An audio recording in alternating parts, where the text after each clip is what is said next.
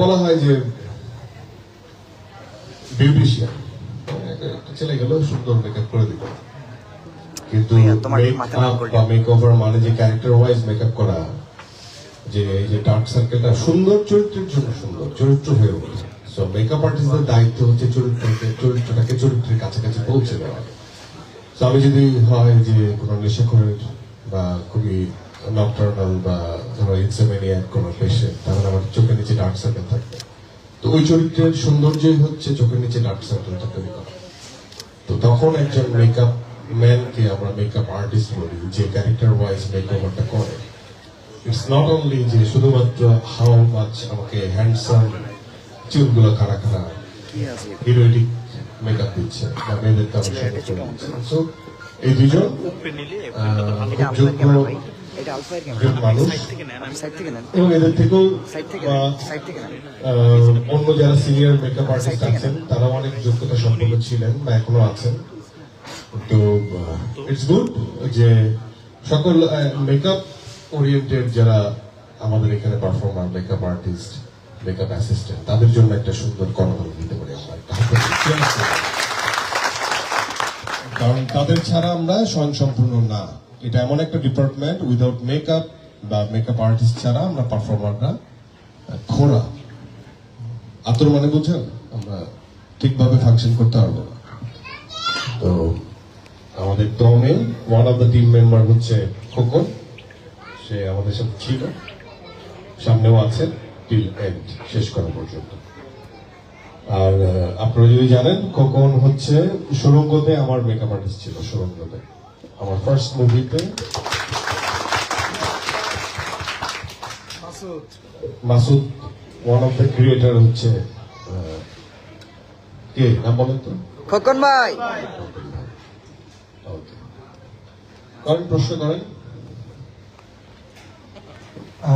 তুমি তো সবসময় প্রশ্ন করো, তোর সঙ্গে আমার দেখা হয়, তুই এখন আমার ঘটা করে প্রশ্ন করে কি করবি? কর। আচ্ছা, একটা জিনিস জানা আছে, আপনার এই অ্যাকশন মুভিতে কবে দেখতে পাবো? আমি তো প্রত্যেকটা মুভিতেই অ্যাকশন করি না। অ্যাকশন আর রিয়াকশন মিলেই তো মানুষ পারফর্মার হয়। যদি পুরোদস্তর অ্যাকশন বলতে আপনারা যেটা বোঝাচ্ছেন বা সাধারণ যেটা বোঝাচ্ছেন যে অ্যাকশন, সেটা আসলে বলে আমি বুঝতে পারবো না। সেটা সব ধরনের সিনেমায় আমি করবো না যে তা না। সেটার জন্য আমার প্রিপারেশনটা ডিফারেন্ট।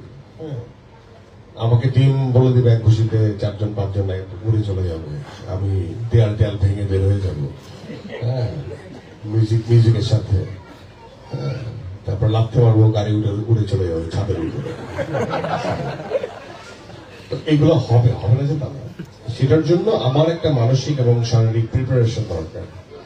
আমার মনে হয় যে সে ধরনের এটা তো কন্টেন্ট, সো ট্রেন্ডি কন্টেন্ট বা অ্যাকশন ওরিয়েন্টেড, সেগুলো কিছুটা ইললজিক্যাল লাগে আমার কাছে। একজন মানুষ, একজন হিউম্যান সুপার হিউম্যানে পরিণত হয়, নায়কে রূপান্তরিত হয়। তো সেটা যে খারাপ সেটা আমি কখনো বলি না, বাট সেটা এক ধরনের ফিল্ম, একটা জনরা, সেটাতেও কাজ করা হবে। কিন্তু সেটাতে যখন কাজ করা হবে তার আগে আপনারা নিজেরাই বুঝে যাবেন যে আমাকে এরকম আলাদা লাগছে কেন, মাসেল গুলো এরকম পপড আপ কেন, শরীর এত টাইট কেন, হ্যাঁ, যেখানে ফ্যামিলি প্যাক ছিল সেখানে 6টা বিস্কিট কিভাবে হয়ে গেল। তো সেগুলো ছাড়া তো আসলে অ্যাকশন ফিল্ম সম্ভব না। তো আমি বলি আর কি যে আমাকে একটা অস্ত্র ধরাই দিল, স্লো মোশন আরেকক্ষণ গুলি করলাম, ওইটা আমার পোষাবে না। আমার ভাই হাতে শরীরে মারতে হবে। সে মারার জন্য যে ফিজিকটা দরকার বা যে টিমটা দরকার, সেটা গল্পটা দরকার, সেগুলো সবকিছুর কম্বাইন্ড ফর্মেই অ্যাকশন ফিল্ম হয়ে যাবে। আমি এটার বিপক্ষে আমার অবস্থান না, বাট সেটার জন্য বাজেট দরকার, সেটার জন্য অন্য অ্যারেঞ্জমেন্ট দরকার, নিজের ফিজিক্যাল ট্রান্সফরমেশন দরকার এবং অনেক কষ্ট দরকার। সবগুলো যখন কম্বাইন্ড একসাথে হয়ে যাবে তখন অ্যাকশন ফিল্ম হয়ে যাবে। আমি জানি যে আপনারা ওই সোয়াগিং, থাপ্পড়, মায়ের, ঘুষি, লাত্তি এগুলো আপনারা পছন্দ করেন, তো এটা আমি জানি। তো সেটাও খুবই শীঘ্রই সেটাও হবে ইনশাআল্লাহ।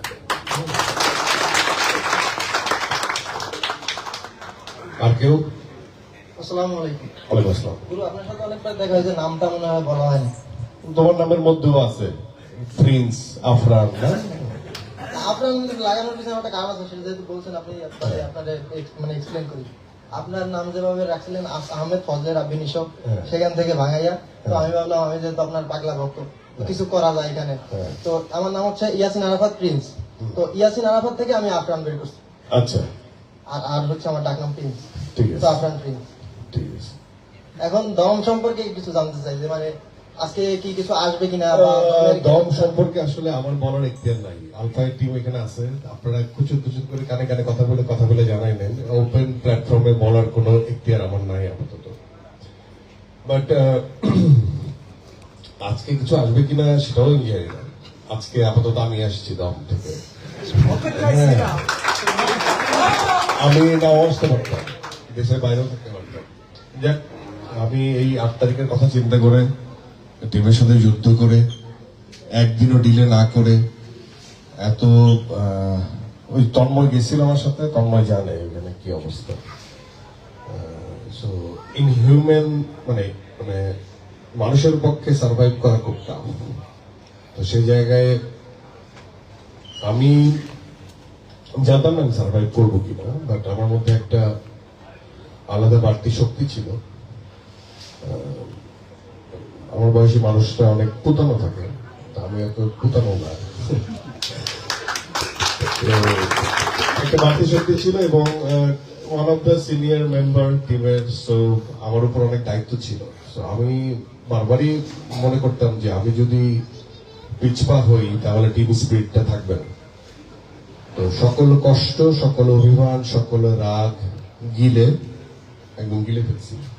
আপনি তো গেলেন, আপনার শুরুটাই যেখানে জেদ থেকে, যে মানে মডেল অভিনেতা হতে পারে ঠিক আছে, গিলে। সো আমি আমার যে জবটা ছিল, আমার যে দায়িত্ব ছিল সেটা পালন করছি, এবং টিম স্পিরিট যেন ঠিক থাকে, টোটো টিম যেন ফাংশন করে, অপারেট করে প্রপারলি।